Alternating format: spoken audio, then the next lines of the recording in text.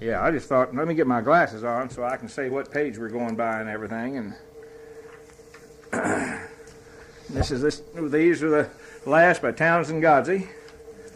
And that's page 18 and 19. Page 19. Yeah. Uh-huh.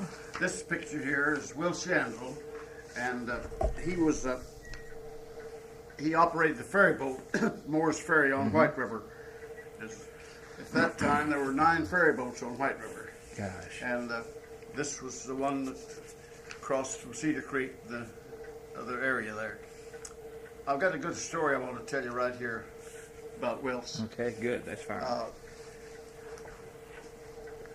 He told me that, said one day, said me and Sally, that was his wife, was sitting on the porch, and the fella came by leading us a string of fine horses.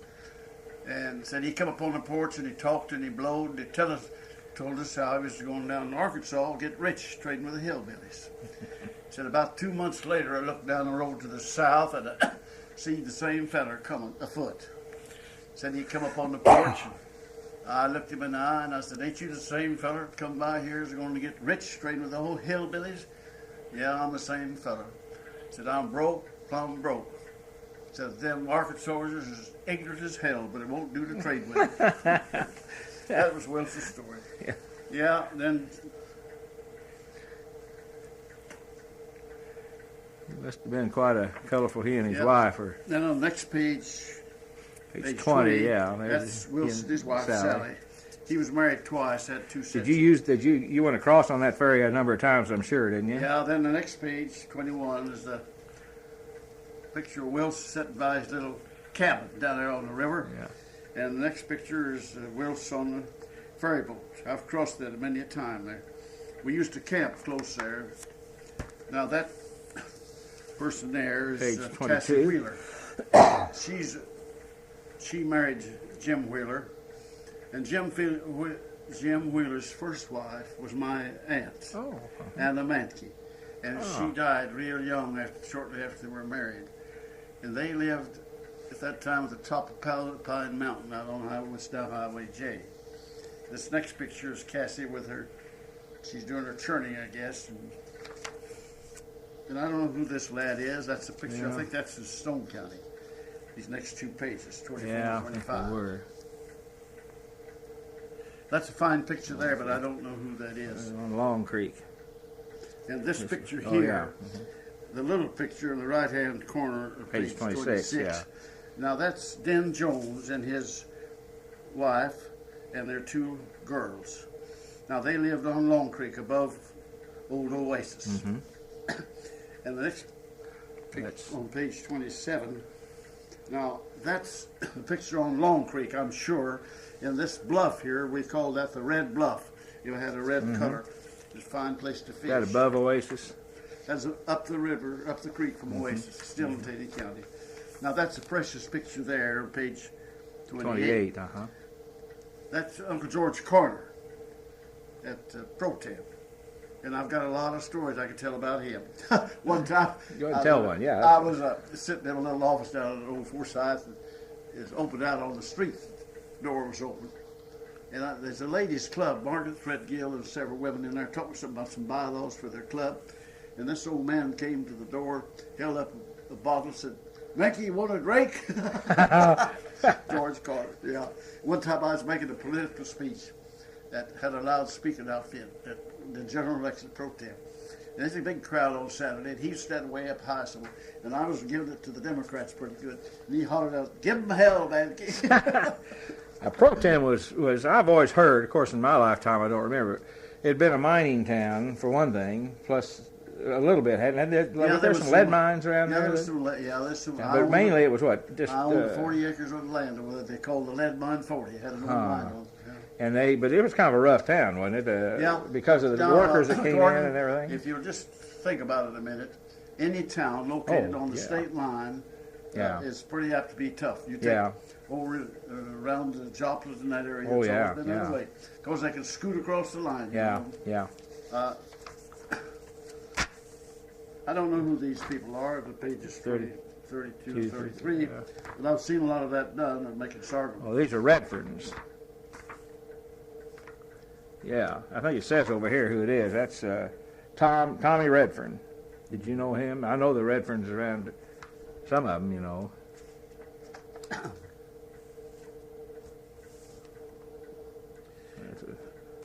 These people on page 34. 34, I don't know who they are. Of course, that's my your mother, there, yeah. Mary Elizabeth. She always wore that little Ribbon. black ribbon around her hair. Now that's Dunlap who did the Yeah, I suppose they page were 36. from out in the Pine Top country. Winslow Mountain Echo is Yeah. what she edited.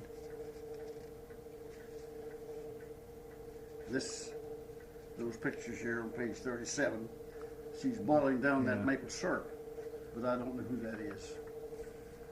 Now these pictures on page 38 and 39, that's Jim Wheeler again. Oh yeah, He was a farmer, and he lived just out of Hollis a little ways on like where that road junctions. Yeah, about. He was a handy fellow. He was a blacksmith and do a lot of different things. And I told you he married my aunt, and she passed away. Now that's a fine picture there of the, page 40. 40. It tells there who it is. That's a little post office at Hilda. Everly. This lady here on the next page is the postmistress. Yeah, Margaret Everly. Yeah.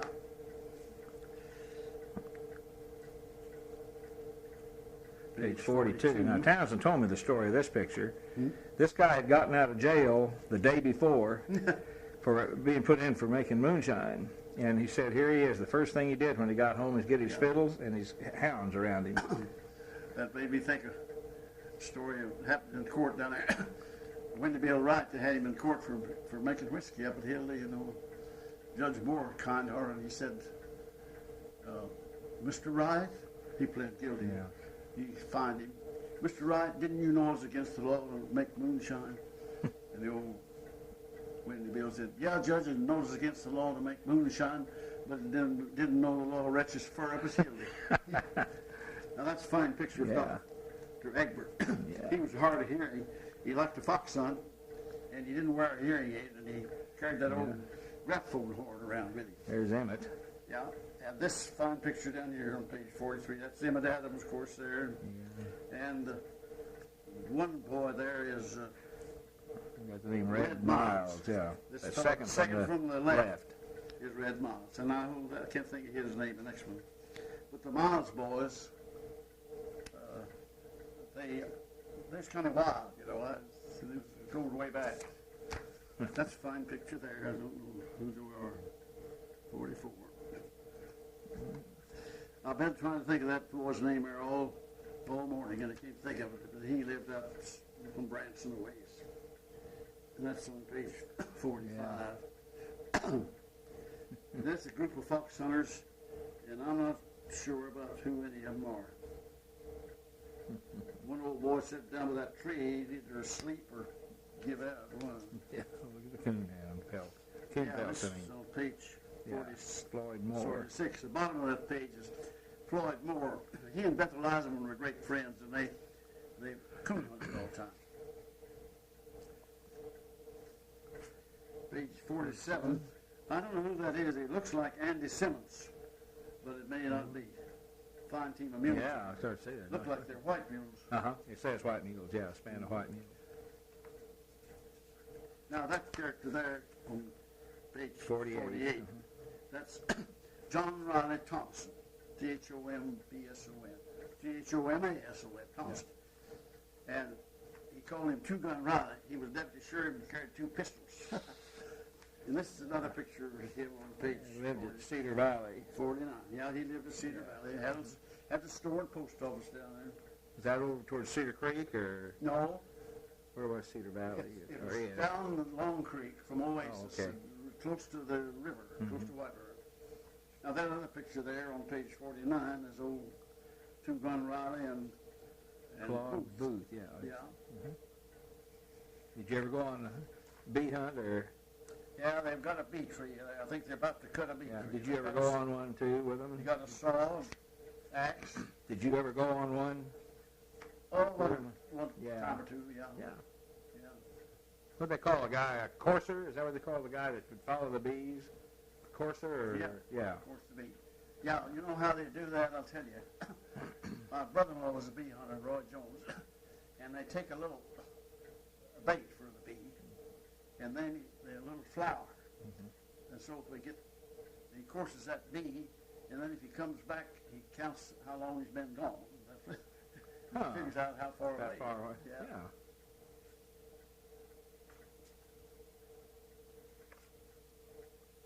Seeing that, those things nailed on that.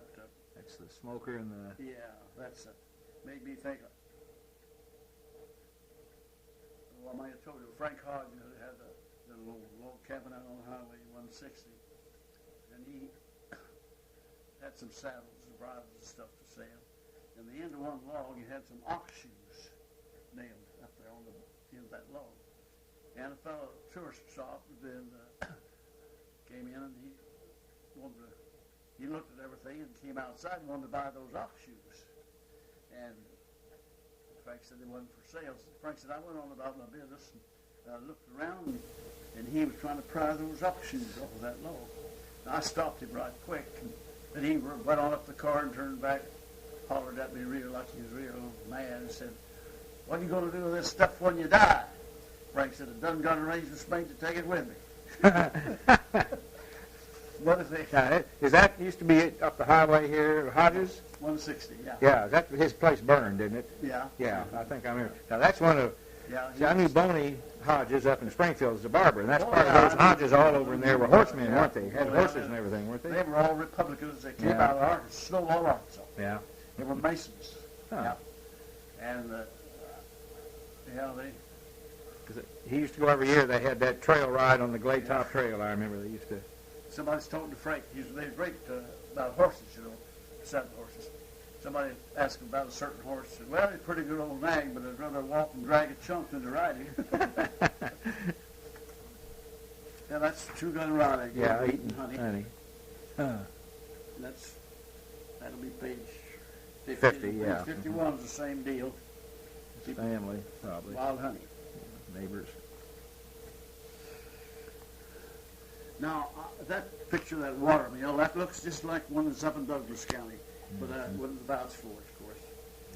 Did you ever see him using oxen? Yeah, I don't remember. I don't remember ever seeing in my lifetime. Yeah, there's a fellow, Holt, had a team of oxen just for the novelty of it. Yeah. He'd drive them to Branson. No, it's Fate Boyd. Fate Boyd. He was the basket maker. Uh-huh. Yeah. Now, is he the one that lived on 65 Highway? Yeah. Now, see, when we used to come down years ago to the Palisades or that, down here, the bluff on Lower White, we used to fish that a lot. I'm trying to think what the name of that is in there. Wheeler Hole. Isn't that what they called it? Yeah. Right down here, yeah. And I remember going by a house, and there was a fence. We'd stop and buy a big basket so we get our produce at the store to take on the river. And he hung them on his fence out in front of his house. And I just know, I bet that's who that was his place. Because they were just right outside Forsyth. Yeah. He was a fine guy. I bet that's who it was. One of a niece of his is up here. She's Joe Fox restaurant. Oh. Yeah, if I'm not mistaken, those great big basket with a big hand, I think my mama paid like $1 at the most for it. And now, my gosh, they go for like the farmers used to feed you. Yeah. The nubbins they feed the calves. Yeah. Page 56. Yeah, that's Jones. Leslie Jones. Yeah. I helped him get his GI loan after he got back from the war, and his first boy named him for me. Well, so here he had a exhibit at Silver Dollar City. Yeah. Huh. And I think that's a pose picture there. Yeah, old Matt, that's... Yeah. You have the Jim Nichols at Mount Judy. Yeah, I didn't know him. With Joe Cranfield made my chairs, just like that. And that's a fine picture there. Yeah. The story about the bell. Bell, you've told that, yeah. I have that. That's hard work there. Yeah. That's the reason we quit raiding tomatoes and strawberries. Couldn't get anybody to take care of it. Used to be, had big families, and they all stayed home. It was 21 or 2 years old. And Now that's a group of people, and I just thought that was it's Protam, but I just can't tell. I thought one was Carl Wood, but I couldn't tell for sure. That's on page 61. Carl Wood's the one I defended twice for murder. You know. Oh, yeah. Is that the one in the church where? Yeah, shot him in the back of the head. Yeah. That's Lige Isaacs. Isaac, yeah. He was a fine, fine guy, boy, I'll tell you. Now, what did he? Was he just a farmer? Yeah, mostly raised tobacco. He traded at your store. At your Oasis, yeah. And later, he and I he had a brother-in-law that lost his mind, and we had to go through court on that. Then the boy died, and we had to take care of that. Mm-hmm. He was a good. That's a fine picture. Yeah, Witching. Tardy Wyman. Now, how do you pronounce that? Reader? Yeah. Well, that's what I've always heard it pronounced. Yeah. No, he had a stroke and he can't hardly talk anymore. Well, he's still living, huh? Yeah. He worked through well, Ozarks a long time. I'd say this is November the 1st already, 1993, but it's November the 1st. I can't believe this year's just whizzed by us. That's fine. Frank Schaefer. Frank, yeah. Page 66. You knew him, I'm sure, didn't you? Yeah, that's a good picture, Protam. Yeah. The schoolhouse up there. At the end of the picture, end of the road. I know, let's see, told me, but I think he's got his picture somewhere. Yeah, it does. There, right here, isn't it? Oh, well, go ahead. No, go ahead there. I was thinking. He's at the scales there. Here. Oh. Yeah, okay, there, yeah. There's a little story about him. Page 73, yeah. Okay. He was, he's a witness in the U.S. court about his land at Protam.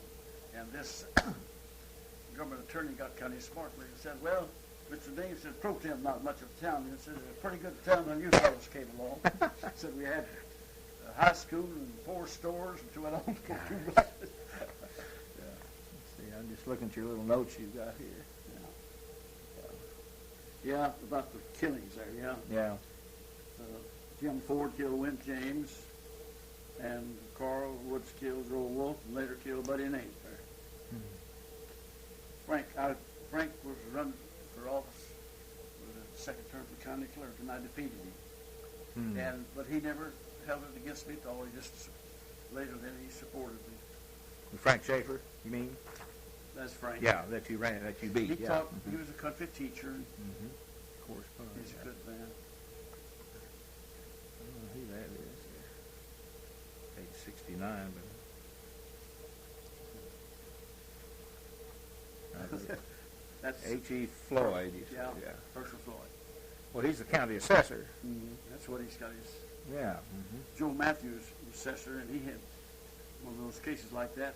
And it had tooth marks all over it where the dogs had. Oh, he'd hold it down and let him bite that instead of him, huh? And well, Joe told me, he said he went down to someplace or other, and he went in the gate, and there's a bitch that had pups, and she took after, got up, and he was fighting her off with that briefcase.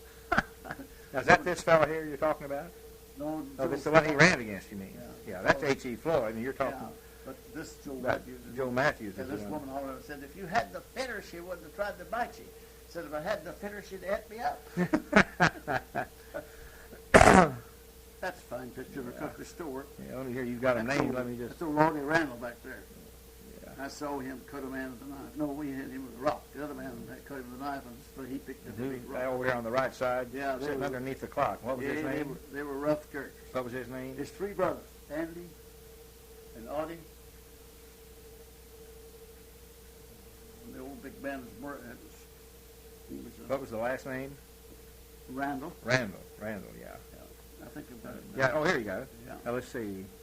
Frank Schaefer's Andy's number 1 sitting in the chair here on the left side, and then at the scales is Newell Copeland.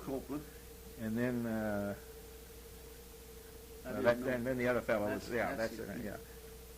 One time in a picnic. I don't know where it was now. Maybe it's over there around Hercules somewhere. And Odie Randall helped his wife on a horse, and he started to get on the horse. Her horse broke wind, part of it, a big Red Adams and his and Red Adams and Aunt Day. And old Red was breaking, he hollered, "Bareback Tuesday." And this fellow just swung off the horse and knocked Red clear over that log. and old he got up and he said, "Stand back, Uncle, you'll get the same thing." Yeah, there's old Tobe. Yeah. Good picture of a country store.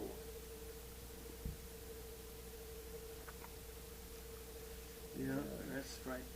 Yeah, there's a Yandell name there on there. Page 74. That's the log church, isn't it? Mm-hmm. Yeah, 75. I was over there. Sycamore Log Church. Yeah, I was over. They had me over there telling stories. Let's see, public TV. Yeah. Now there's. I've heard stories and stories about him, of course. Yeah, that's Yoakum. Tom Yoakum, Yeah. That's fun. You floated a lot, didn't you? Yeah, that's fun. Gosh, that must be on the Buffalo River. Yeah, that looks like it, doesn't it? Yeah. Looks like it. Now, you know, this scene really brings back memories. Coming down the side of that little ripple, you know, really isn't a shoal, that's just more or less a ripple there. That's a commissary boat. That's a commissary. He always went first.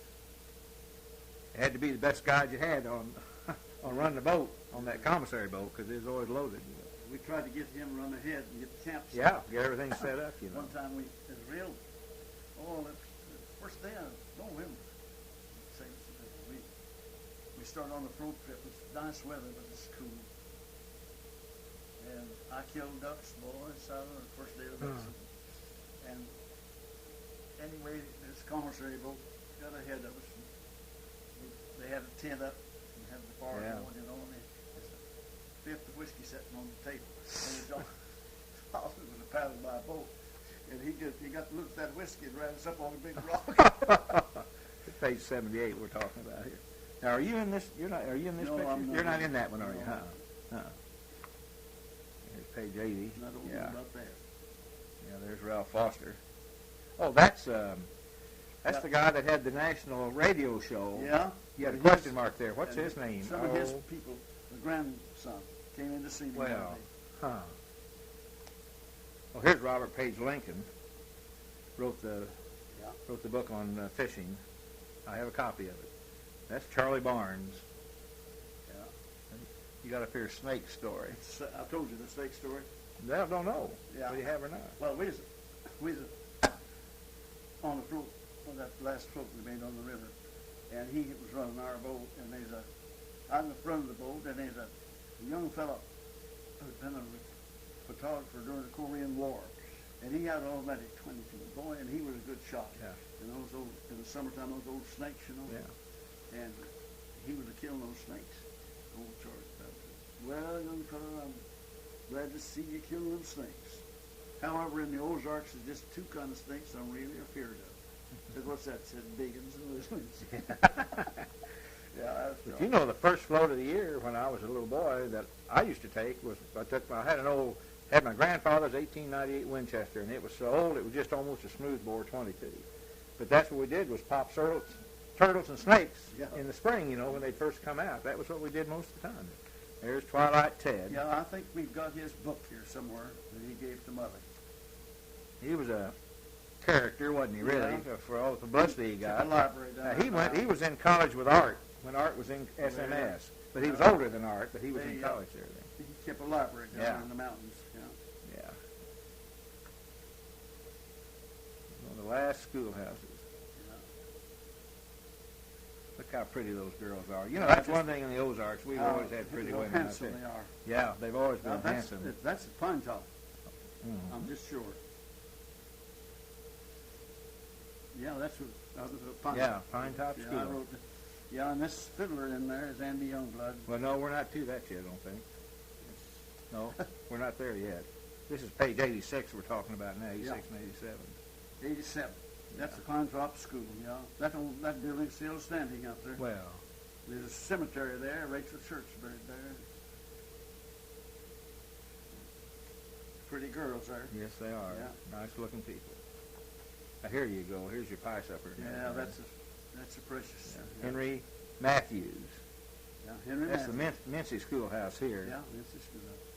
Yeah, that they took deer. Oh, yeah, look at that. Yeah. And it's still standing. I was down there yeah, the other that's day. Pine Top, yeah. Now that's Pine Top again. Yeah. There's old Andy back there with his. Who was that, Andy? Yeah. Who? Andy who? Youngblood. Andy Youngblood. Oh, I've got a story about him. I guess I told you though, but he was working for George Dodge in the canning factory and driving an old T-model truck called Tomatoes.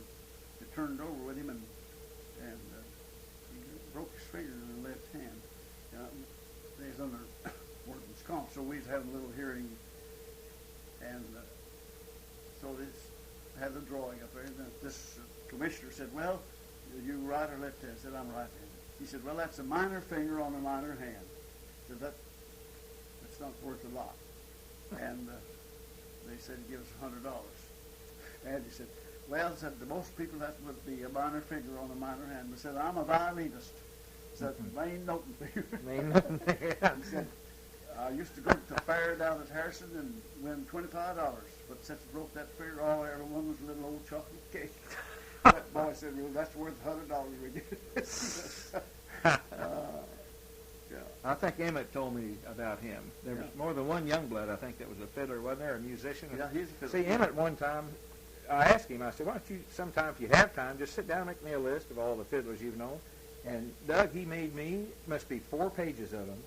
And then I went over to his house, and we sat down, and he went name by name and told me about these people, which just makes it priceless, because they're all, I guess, all of them are probably gone now, I lived with Mr. Booth, and Yeah. kept badge, and he was a fiddler, and he Yeah.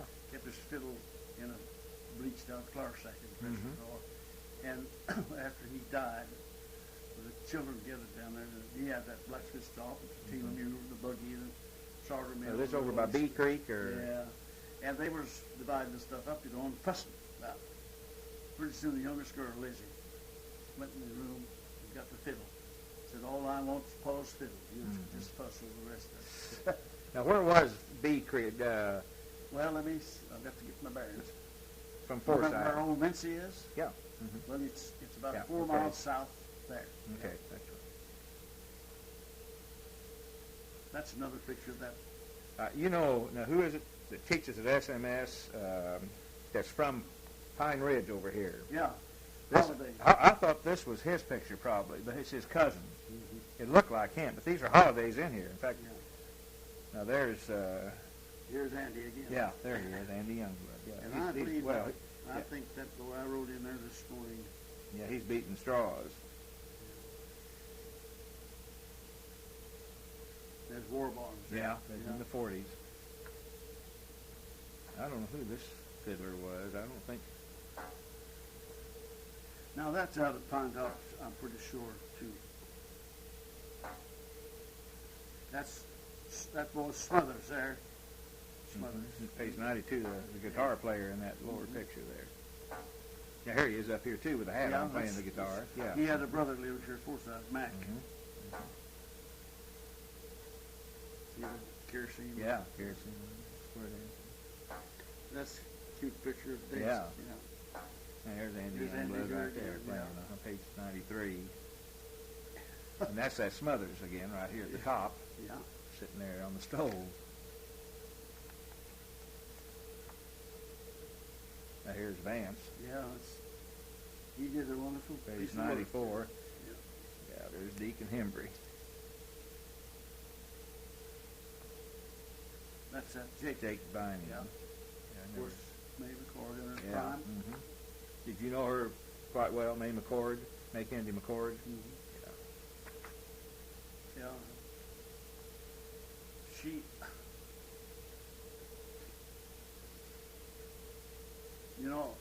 when this scandal broke down here and all the fellows had to go to pen, there's a key to that thing. I'll tell you how. Now, what scandal was that now? When Aubrey Blunt and Old Wolf and all of them went to penitentiary, federal court for using the mails to defraud, they fixed up fictitious cost bills. Yeah. Okay. And Judge Bob Gideon was sick, had two of them, and he signed them and didn't read them. But how I come to catch it, there was a fellow named Charlie Johnson, charged with holding up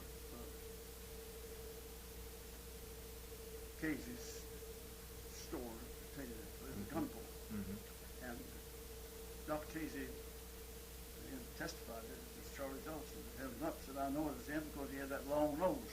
He said, I knew his voice. Well, they tried it twice with a hung jury, and then I tried it. Me and Tom Moore helped me. And they had another hung jury. And May was she was a witness in that. And after old Wolf finally dismissed it. And so I had a letter from her, and she said, Douglas, said, I have some calls coming to me. I was a witness in that case. I said, I've written to the county treasurer 3 times, didn't get an answer. Well, I went over to see the treasurer, Sherman Bray, and I said, sort of the letter, I said, just give me the check and I'll mail it to her. He said, well, you wouldn't have to have all of it with you. And I said, I wouldn't know any other way to do it. He said, well, just a minute.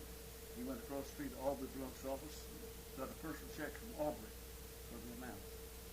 And I got to looking in the clerk's office, and to them, if they had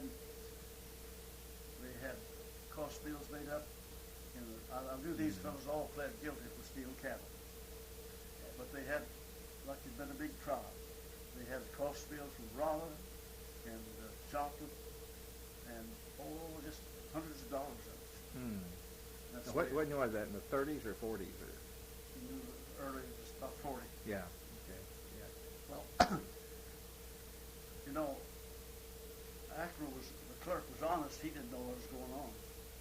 But I got to look at those receipts they all signed on the major section one. So I asked that crew to make copies of it all for me. And I said, now these original files, you put them in the safe. Be sure to know I get to hold them. Well, the fellow that was U.S. District Attorney in Kansas City had been my teacher in college in government. I'll think of his name pretty soon. And so I called him. I called the state auditor. Told him to send certified copies of those cost bills from Ladin Hotel to me. And I took them, put them down there and gave him the story. He said, it's a perfect case of mail fraud. Just picked up the phone. And when I got back to Forsyth, there was already a man here. So that's where, but she wanted me to see about her fees, and that's how that all happened. Yeah. Well, now, you weren't in the legislature then, were you? Was that was before you were? Yeah, I was. Okay. Now that's over around St. Joe, Arkansas. That's all over there, you know. Now that's a Morris, or Morrison were their names. They're over around Mountain View in that area. Those that fiddlers. looks like the Gideon family, It does, doesn't it? Uh-huh. That old lady, I remember her. Yeah. Sue Mullinax on page 102. There's old Frank. There he is. Uh-huh. Yeah. Now, that was over around Reeder, wasn't it, somewhere? Where was he? Yeah. 'Cause I think we went by there years and years ago. Just junk everywhere. Just packed with stuff, I mean. Or not junk to him. I mean, you know, just all these things like this.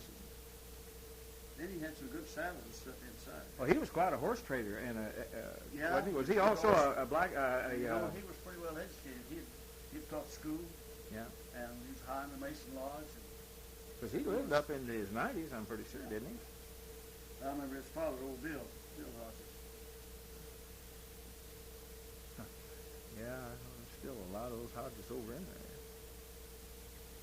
Is that Joe Cranfield? Yeah, that's Joe. Yeah. I've got a chair at the office he made for me. Well. When I first got my license to practice law. Made it in 1935. You've got. He made me 2 little chairs. Well. I gave one to my daughter. I've got one still. There he is working. Yeah.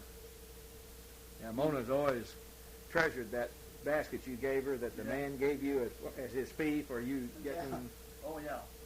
Or he saw you years later, didn't he, and gave it to you, or did he pay you off right then? Or pick up a load of baskets, wasn't it, or something he gave you?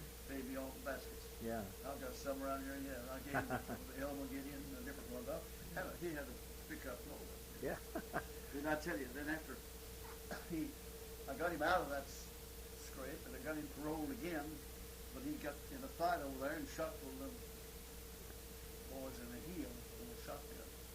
So they had him up for breaking his parole. And I knew he was gone at this time, and I was sitting there by him. And I put the judge, I can tell the way Judge Moore was talking, you know. Yeah. And I put my arm kind of around Dusty. I said, now, Dusty, just be calm. Now, whatever he dishes out, we can take it. Anyway, he gave him 3 years of ban. George Hunt took him up there. George came back. George who? George Hunt, sure. For sure. And George came and read it over my office. Said, well, I said, you ought to have been with me when I got old Dusty up there. Said he got out and he looked at them big high stone walls. And he looked around me and said, now where's that damn Doug Mahnkey we can take us? There's a red Schultz. Yeah, that reminded me of a story.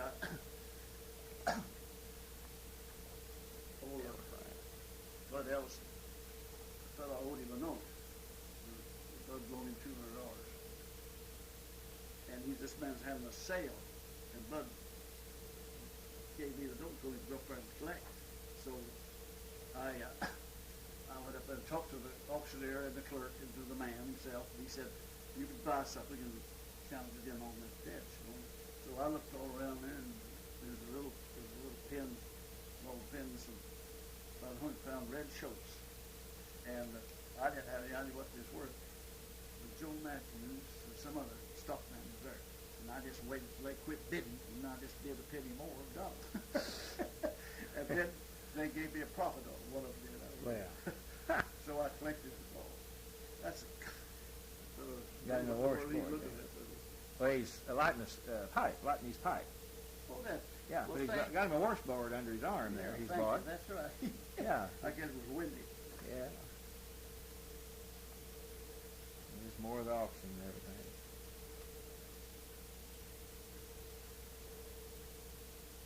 Yes, that's some.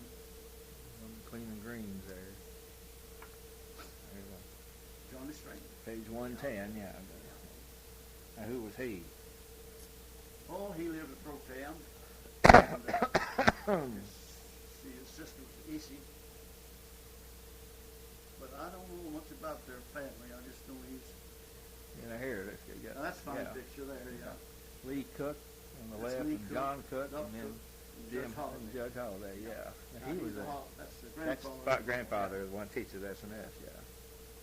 The Cooks had slaves up on Swamp Creek, yeah. And there's in the Turnbull papers, there's a story about let's see, Amos Jones built the first church that's ever built on Swamp Creek, the old church. And he sent away over into Ozarks County. He got a preacher come over and preach. And he preached, and he came back and held a protracted meeting in both papers. He said at the close of the meeting, 14 people were baptized, including a slave woman that belonged to Jimmy Cook. Wow. Yeah. This fellow's had one eye. Yeah. John Cook.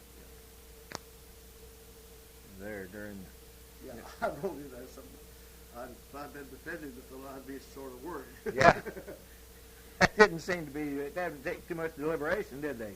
If they were going to sing. Sit there and Yeah, that's. Sissy Fine. Did you know her? They were fine characters. Garland Waite. Does he still live around here? Yeah. It's a Garland Waite's grandmother. Lee Fine. Yeah. I remember one time he was a Democrat. Anyway, they were having a big road tussle before the county court, and Charlie Clark was on the other side, and they hired Riley Adams around the thing.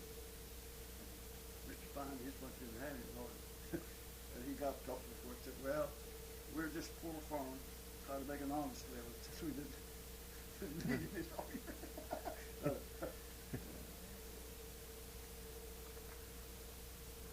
John Groves. Yeah, that's Grove, A.C. Grove.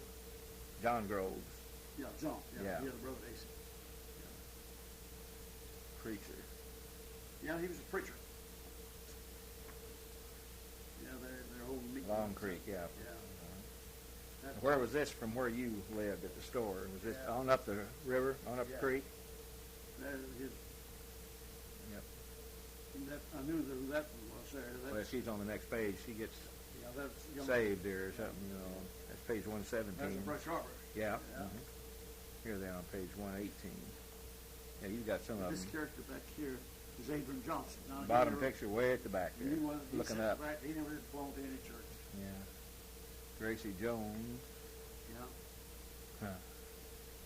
That top picture. There they are, kneeling in prayer. Yeah. Oh, that's Harmon Young, just getting saved there. Yeah. This shows her she's saved. Now, is she related to the fiddler? Yeah. They're getting ready to have a baptized. Yeah. No immersion. Yeah. There they are again. Yeah. This character here, I know that's Luther Pinkley. Yeah, with tall man with partially bald head on page 121. Yeah, he was standing on the river bank. Director in the school where I taught. That's some of those people I know there in that bunch. There's Mrs. Kerbo and Gladys Burnett and Lyda Burnett. Boy, there used to be a lot of Kerbos over there around Pine Ridge, didn't there? Long Creek. This is on Long Creek where all this. There's that woman, yeah. Young one. She's really got herself baptized, yeah.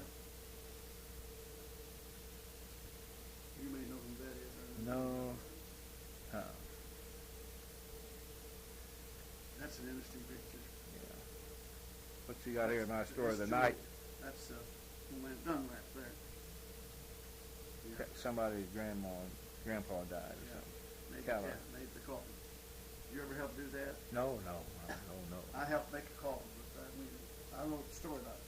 Tonight, kind of when the grandpa died. Yeah.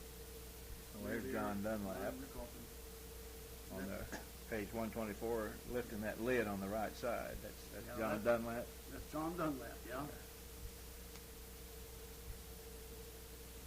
Now I've seen one of these in a museum, but I never. Yeah, there's an old saying, you know. Oh yeah, I'm real familiar with that. Then there's another great thing I grandmother. learned. I was reading just a novel the other day, and it wrote, I know my mother always picked up every rock she could find with a hole in it. Mm-hmm. And I was up selling the estate up on Swan Creek, and this old man had picked up rocks with a hole in and had them strung on the bailing wall. Just a great bunch of them. Well, I learned reading the novel the other day that it's called the Hagstone. And the witch was called a hag. And they believe if you hang those rocks up with a hole on, you know, keep the witches out. All I ever knew was it's supposed to be good luck if you found one, you know, on the river. We used to look for them on the riverbank when we'd camp out and somebody'd find one, you know. We'd just for the heck of it, we'd still string it and wear it on the float around the neck. Some of them just for the fun of it, you know. Now there's they moved that over. Silver Dollar City. That's at Mahaffey on page 126. Yeah. Dogwood. Yeah, I've got that in a frame. Yeah. Well, Townsend came in at a good time to not be from here, though. He did some good photography, didn't he? Vance, he and Vance were friends, and I know, but so. That's Grandfather Prather. Mm-hmm. You can already see that. Here, they really did a good job there, didn't they? On doing that. Huh. Well, Doug, I think this is good, interesting. Let me see. I think we're still got tape here. Yeah, we're still going. I'm going to turn this thing over.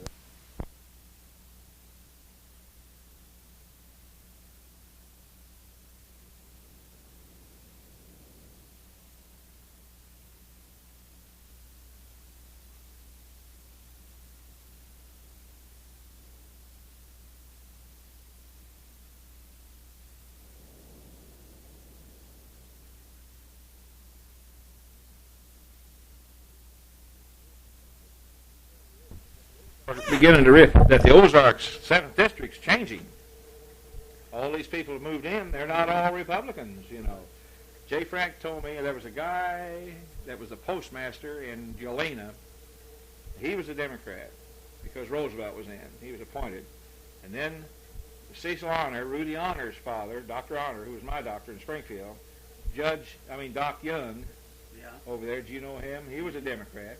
And Vance was. But Vance, of course, wasn't a permanent resident.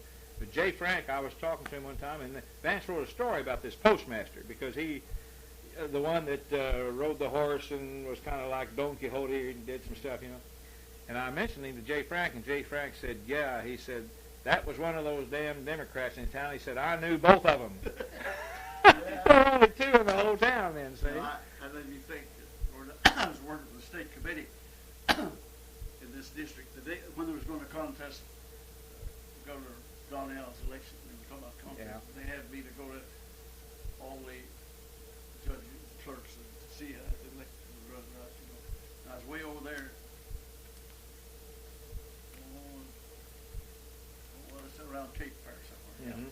And I picked up a boy, and I asked, anyway, around Ponce, Mm-hmm. and I picked the kid up, and I said, are there any of the Democrats over there going to vote for Mr. Wilkie? He said, mister, there ain't no Democrats over there. Yeah. You know, the Shorts, I wish Vance wrote a story about the Short family. A small book, really, what he told me.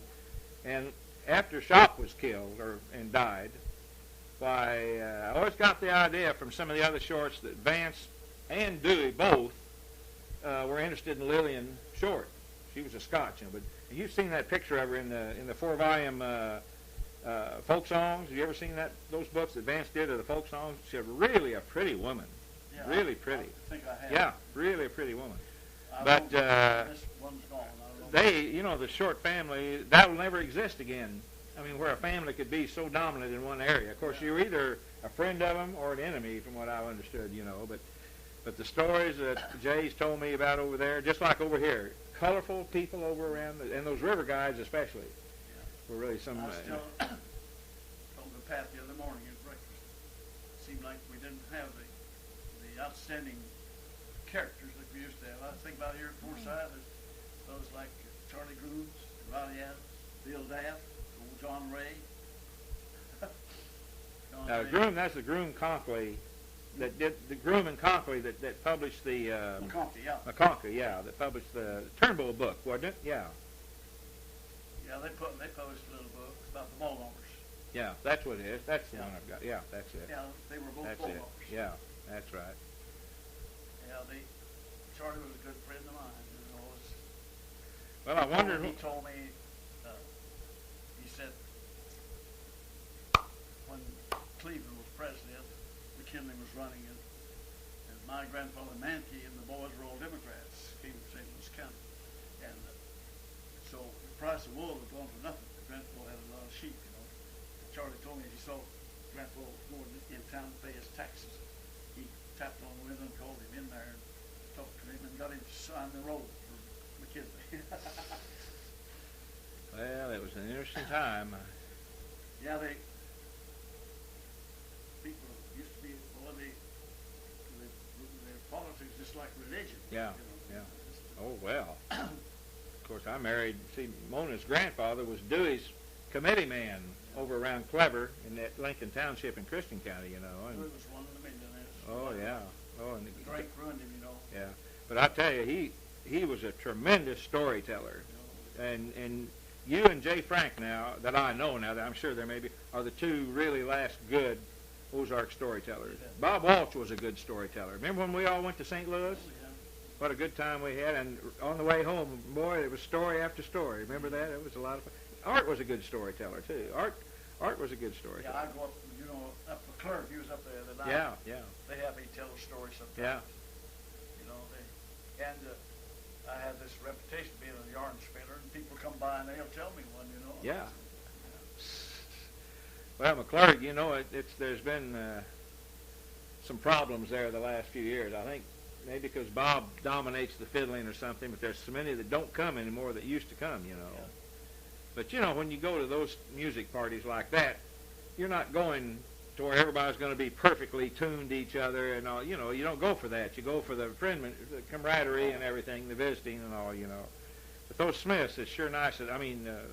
Lester and Eileen, that's really nice that they've done that every Monday night. In fact, that's tonight. I'm not going to be able to go. I went down there last weekend. Well, you were there last week. Yeah, I saw you there. Yeah, Molly's the only one in my family. That's George Penn and Gayleen. Gayleen's Mona's cousin. And Molly's kind of like other daughter, she and her sister, to me, and she's the only one that's really interested in the Ozarks and everything, and she always enjoys going with me to all those. I told her, I said, well, why'd you go ahead and get married and have this baby? I said, now you can't help me do all my typing and everything. But we have a lot of fun. But there's been some good stories, I tell you. It's just, well, listen, I won't keep you anymore here. I'm just... But the music's going to change so much now. There. I will not bore you with it, but that's really an old book. Oh, yeah. That Bad Boy, Peck's Bad Boy. Yeah. Dime, not one of those dime novels. Yeah. And I got this bone from my wife's father. Yeah. It's full of good stories about a bad boy. Yeah, well, I'm familiar with it. Well, I'd better head on. I appreciate it. Now, I'm going to head on and go back and do some work around the cabin. We're staying down there for a couple of days and rake leaves like I do at home. Having a place is just like having two homes, you know. Yeah. The thing is. Where is your place? Over, did you ever float James, Lower James? No. Well, you go Reed Springs, and then you go towards Cape Fair, about 3 miles, and then there's Stone County Y. And when you get to the end of Y, it branches to the right and left, and to the left is Hideaway, where we are. To the left is Buttermilk Springs, which is another big subdivision. I was over there one time. The way you describe it. Bob and me were taking the witnesses over there when they were building the big dam. I forgot whose land it was. What'd you float usually? Who you float with? Bill Owens? I mean, Jim Owens. You float with Jim Owens mostly, or No, never did. who were some of the guides that you remember? Besides Tom Yoakum, who were some of the guys that worked over here for Jim that you went with? Of course, Little Hoss Jenny. Yeah, of course, he was from Galena. Yeah. Around, Little Horse just died just a couple of years ago. He was one of the last ones. The Kenyon boy here, Otto Kenyon, got it.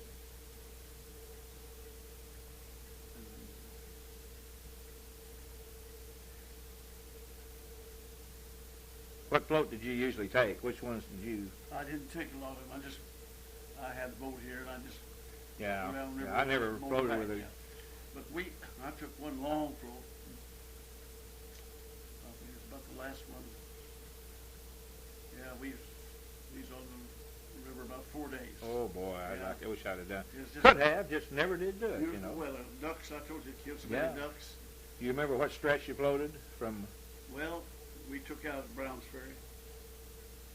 Now, where was that, Browns Ferry? Well, it's just right below Protem, almost in Arkansas.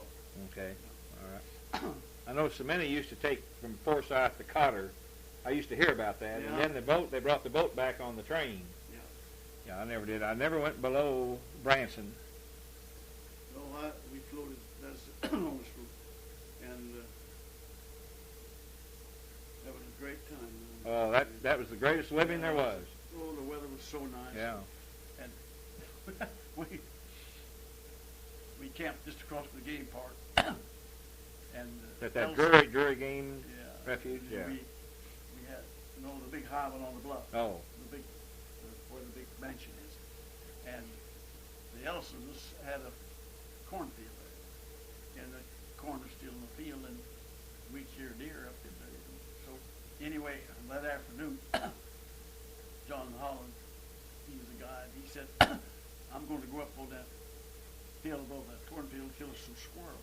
But I saw him sit down. He had a 22 bullet long, hollowed the corner of it out. Yeah. And he came back. We was eating supper, and this boy Perry Smith, he used to write the Springfield papers. Oh yeah, yeah. And he was sitting there at the table eating, and he said, "I thought you was going to kill a deer." And old John was sitting over there, and he's bloody up to his elbows. Pretty soon he threw that deer's nuts over that boy's plate. We went up there then to get that deer. It's out seeding. And we was going through that cornfield, and the deer ran out of there and scared that Perry Smith. And he wouldn't go the rest of the way, but he said, "I'll get lose my job if we get caught." I didn't. Well, I guess I better head on here. I don't want to overstay my welcome, Well, but I always so enjoy glad to visiting. hear. Well, I'm always glad to visit with you. And I tell you, I'm just, let me turn this thing.